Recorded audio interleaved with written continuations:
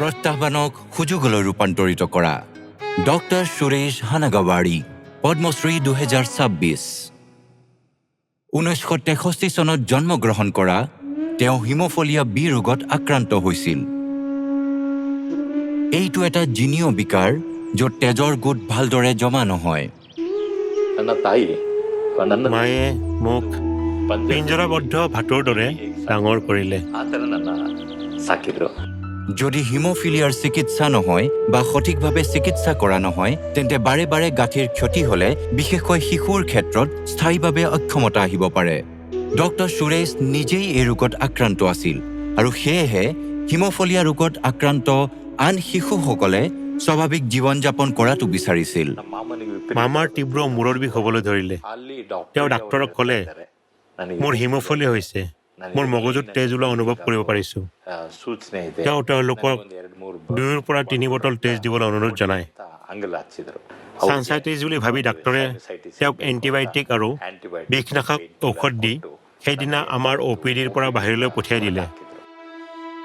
পিছলৈ পাৰ্ক এখনত বহি থাকোঁতে তেওঁ তীব্ৰ বিষত হুমুনিয়া কাঢ়ি কাঢ়ি মোক কৈয়ে থাকিল, ঠিক এইকাৰণেই তুমি ডক্তৰ হ'ব লাগে।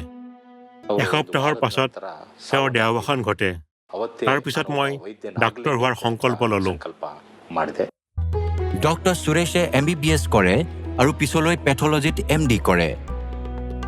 নিজৰ প্ৰথম ভাত্তাৰে তেওঁ কৰ্ণাটকৰ প্ৰথমখন হিম'ফিলিয়া ছ'চাইটি আৰম্ভ কৰে। প্ৰত্যাহ্বান আছিল যে ঔষধবোৰ বিদেশৰ পৰা আমদানি কৰিবলগীয়া হৈছিল আৰু সেয়েহে ই অতি ব্যয়বহুল আছিল। তেওঁ ধন সংগ্ৰহ কৰিবলৈ আৰম্ভ কৰিলে যাতে কোনো ৰোগীয়ে চিকিৎসা অবিহনে কষ্ট নাপায়।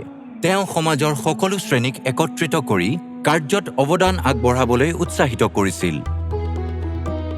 তেজৰ বিকাৰৰ চিকিৎসাৰ বাবে ডায়েগনষ্টিক্স, ইনপেচেণ্ট ফেচিলিটি, হাইড্ৰথেৰাপি, ফিজিঅ'থেৰাপিৰ পৰা আৰম্ভ কৰি ৰক্ত কেন্দ্ৰলৈকে এক ব্যৱস্থা স্থাপন কৰা হৈছিল। তেওঁ পৰিৱৰ্তনৰ বাবে যুঁজিছিল। হিম'ফিলিয়াৰ চিকিৎসাৰ অভিযানত চৰকাৰী অংশগ্ৰহণৰ বাবে মাত মাতিলে। 2005 চনত দেশত প্ৰথমবাৰৰ বাবে আমাৰ ৰাজ্য কৰ্ণাটক হিম'ফিলিয়া চিকিৎসাৰ অভিযানত অংশগ্ৰহণ কৰা প্ৰথমখন ৰাজ্য হিচাপে পৰিগণিত হয়। কৰুণা আৰু সাহসেৰে ভৰা জীৱনৰ কথা ক'লে ডক্টৰ হানাগাৱাৰী এগৰাকী আদৰ্শ হ'ব। আমাৰ তেজত কেৱল ক্লটিং প্ৰটিনৰ অভাৱ হয়, উৎসাহ বা বুদ্ধিমত্তা নহয়। সঠিক চিকিৎসাৰে হিম'ফিলিয়াত আক্ৰান্ত আমাৰ শিশুসকলে এই অক্ষমতা আৰু দুখ কষ্টৰ পৰা মুক্ত হ'ব পাৰে। ডক্টৰ সুৰেশ হানাগাৱাৰী, পদ্মশ্ৰী 2026। কোটি কোটি প্ৰণাম।